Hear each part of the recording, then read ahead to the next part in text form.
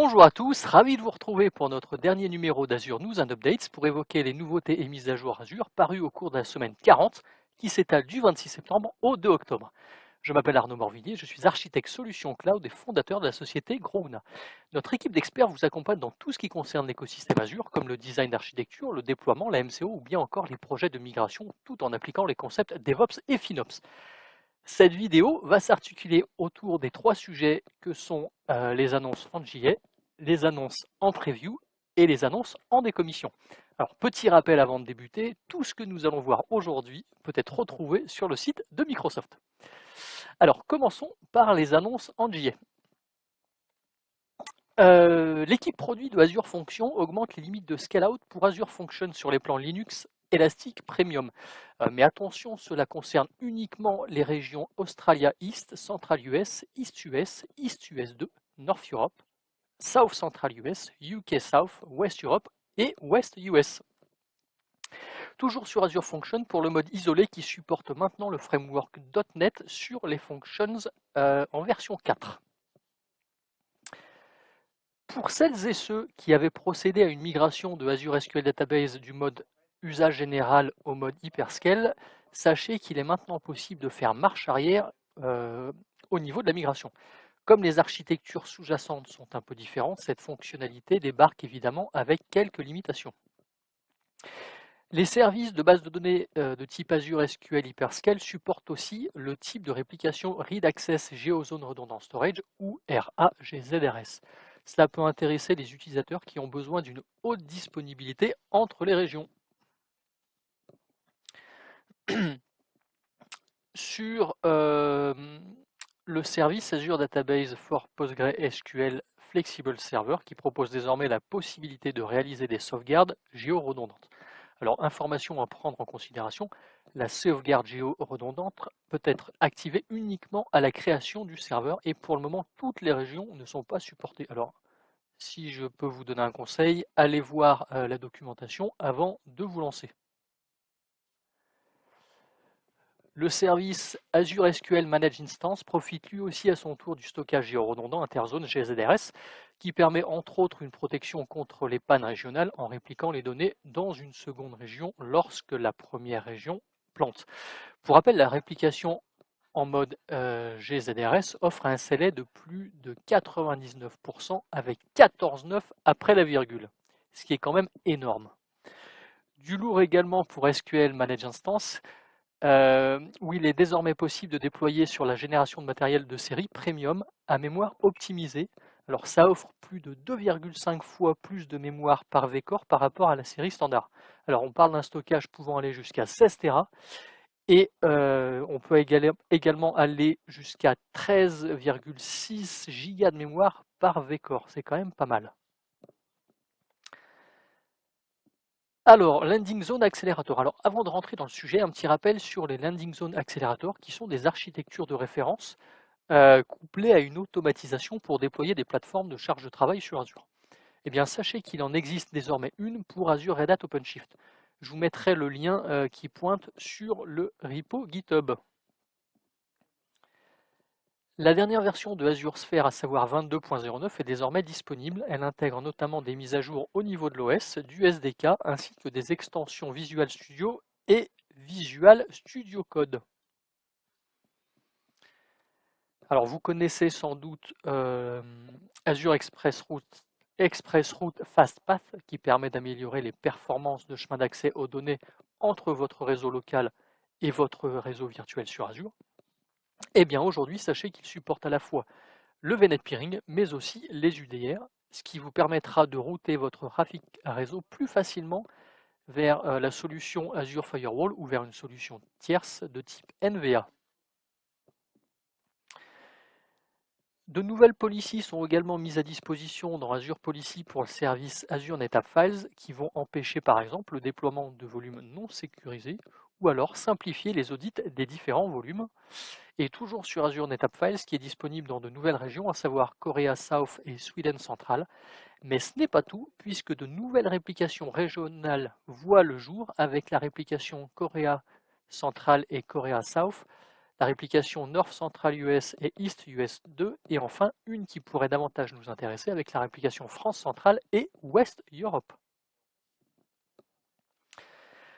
Une autre excellente info, à savoir les sauvegardes et restaurations automatiques qui débarquent sur App Service pour les niveaux basiques, standard et premium. Alors, de base, il prend un backup toutes les heures avec une rétention de 30 jours qui aujourd'hui n'est pas configurable. Et en plus, chose sympa, on peut restaurer la sauvegarde sur un App Service, mais également sur un slot spécifique, ce qui permet de valider avant le tout d'effectuer un swap en production. Ça, c'est aussi plutôt cool. Alors, passons aux annonces en preview.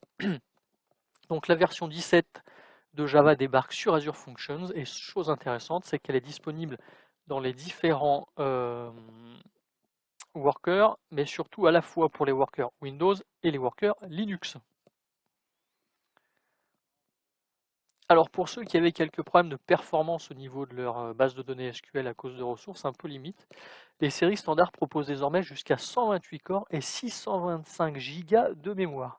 Et en plus, elles sont disponibles pour les charges de travail générales, business critical et même pour les pools élastiques.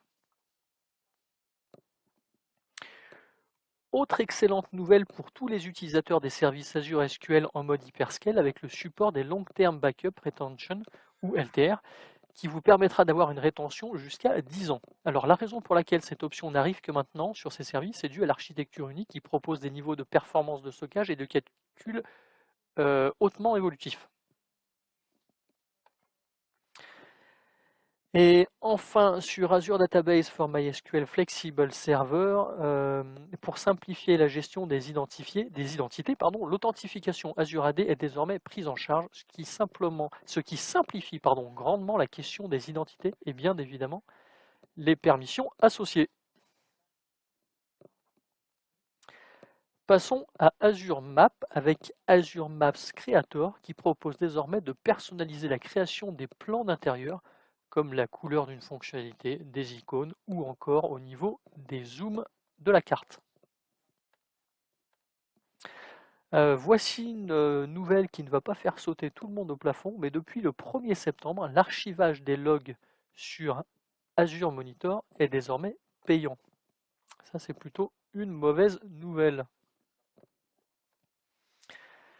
Alors la gestion des règles au niveau du firewall Azure n'est pas toujours évidente. Afin de nous simplifier un peu la vie, l'équipe produit une nouvelle fonctionnalité, à savoir Policy Analytics, afin d'offrir une meilleure visibilité sur le trafic qui transite par Azure Firewall et ainsi optimiser la configuration en proposant par exemple les journaux de flux de pare-feu, la correspondance entre les règles, mais aussi le taux de réussite des règles. Bref, c'est à tester si vous utilisez Azure Firewall. Et enfin, les backups automatiques qui débarquent sur les app services pour les environnements, pour les app services environnement, pour les versions 2 et 3. Alors pour rappel, un app service environnement ou ASE, c'est une fonctionnalité d'Azure App Service qui fournit un environnement totalement isolé et dédié. On en a terminé avec les annonces en preview. Passons aux annonces en décommission. Alors, au 1er octobre 2025, LUIS, qui est l'acronyme de Language Understanding, tirera sa révérence. Microsoft vous propose à la place la feature Conversational Language Understanding, qui est présente dans Azure Cognitive Services, qui propose de nombreuses fonctionnalités déjà présentes dans LUIS. A noter qu'à partir du 1er avril 2023, il ne vous sera plus possible de créer de nouvelles ressources LUIS et ce n'est bien sûr pas une blague. Pas mal de décommissions qui touchent le service Azure Batch. La première est pour des raisons évidentes de sécurité. La TLS 1.0 et 1.1 ne seront plus prises en charge à partir du 31 mars 2023. Donc pensez à regarder dès que possible à basculer sur la version TLS 1.2. Ensuite, c'est l'API Batch Job Pool Lifetime Statistics qui va être retirée au 30 avril 2023. Passé cette date, l'API ne fonctionnera plus et retournera un code d'erreur de réponse HTTP approprié au client. Alors pour éviter cela, il est conseillé d'utiliser directement les logs dans Azure Batch. Et enfin, l'équipe produit annonce également la fin des Low Priority VMs au 30 septembre 2025. Donc pour anticiper cette décommission, vous pouvez les remplacer par des VM Spot qui proposent le même type de fonctionnalité. Alors, connaissez-vous Azure Cycle Cloud? Azure Cycle Cloud, c'est un outil d'orchestration pour les environnements HPC. Eh bien, sachez que la version 7 sera retirée au 30 septembre 2023. Mais ne vous inquiétez pas, vous pourrez continuer à utiliser la dernière version 8 de Azure Cycle Cloud. En plus, l'upgrade est assez simple. Toutefois, comme une migration n'est jamais anodine, il est toujours préférable d'effectuer des tests en amont. Pour le service Redis qui prépare aussi du nouveau avec la fin du support de la version Redis 4 au niveau d'Azure à partir du 30 juin 2023. Sachez que si vous avez toujours Redis 4 qui tourne sur le service Azure Cache for Redis, au 1er juillet 2023, il sera automatiquement upgradé vers la version 6. Il vaut donc mieux prendre les devants pour éviter tout problème éventuel. Encore un service qui va disparaître du catalogue Azure, à savoir Azure Database for MySQL Single Server au 16 septembre 2024, au profit de Azure Database for MySQL Flexible Server, qui propose une configuration personnalisée de MySQL, de meilleure performance, des possibilités d'optimisation de coûts, une couverture de zone de disponibilité, bref, pas mal de choses intéressantes. Alors n'hésitez pas à utiliser Azure Data Migration Service pour migrer la version Single Server à Flexible Server. C'est surtout les données qui seront à migrer. Avec une fin de support annoncée par la communauté PostgreSQL, Microsoft décide à son tour de ne plus supporter PostgreSQL 11 à partir du 9 novembre 2023. Pour éviter tout problème, il est conseillé de migrer vers les nouvelles versions prises en charge qui offrent des dernières améliorations, comme avec la version Postgre 14.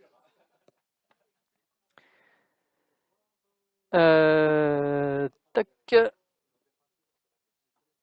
Alors, c'est au 30 avril 2023 que l'équipe produit a fait du ménage en retirant les librairies pour les SDK .NET et Golang qui ne suivent pas les recommandations actuelles du SDK Azure. Alors n'hésitez pas à mettre à jour vos librairies pour être en adéquation avec les règles du SDK Azure. Le 31 mars 2023, Microsoft décommissionnera le service DevOps Starter qui permet de s'occuper de toute la configuration initiale d'un pipeline DevOps. À la place, Microsoft vous encourage à utiliser Azure Developer CLI. Microsoft annonce également la fin de prise en charge du SDK Java version 2 au niveau du service Azure Application Insight. Il est proposé de s'orienter vers OpenTelemetry Based Java version 3 qui propose les mêmes fonctionnalités et même plus.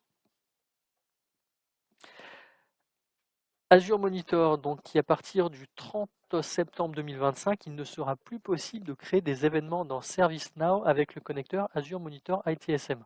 En revanche, il sera toujours possible de le faire au travers de Secure Webhook.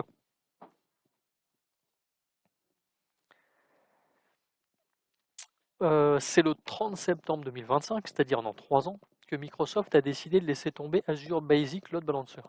Ça s'explique notamment par la présence de Azure Standard Load Balancer qui propose les mêmes fonctionnalités que son grand frère, mais avec un scope beaucoup plus large, une sécurité accrue et surtout des SLA. Hop, le 12 avril 2023, AppService ne supportera plus la version 2.7 de Ruby. Et d'ailleurs, l'équipe produit AppService a carrément décidé de ne plus supporter non plus les futures versions de Ruby. Pour ceux qui ont une application qui tourne sur ce framework, Microsoft propose de migrer vers des containers qui seront tout de même pris en charge sur le service AppService. Alors, il est annoncé au 1er octobre 2023 la fin du support des gateways version 0 et 1 au niveau de API Management. Il vous est donc recommandé de migrer vers la version 2 qui est déjà disponible avec son lot de fonctionnalités. Et nous terminerons avec la fin du support officiel de Node 12 au 30 avril 2022.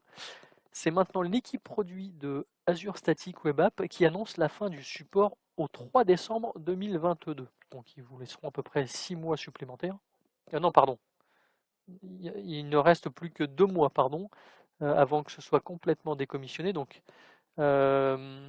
si vous devez migrer vers une version plus récente, à défaut, votre statique web app continuera de fonctionner mais ne recevra plus de mise à jour de sécurité. Voilà, donc c'est tout pour cette semaine. Merci de nous avoir suivis. Si nos contenus vous intéressent ou simplement pour nous soutenir, n'hésitez pas à vous abonner à notre chaîne YouTube et à notre page LinkedIn. En attendant de vous retrouver pour notre prochaine vidéo, nous vous souhaitons une excellente journée. Prenez soin de vous et à très vite.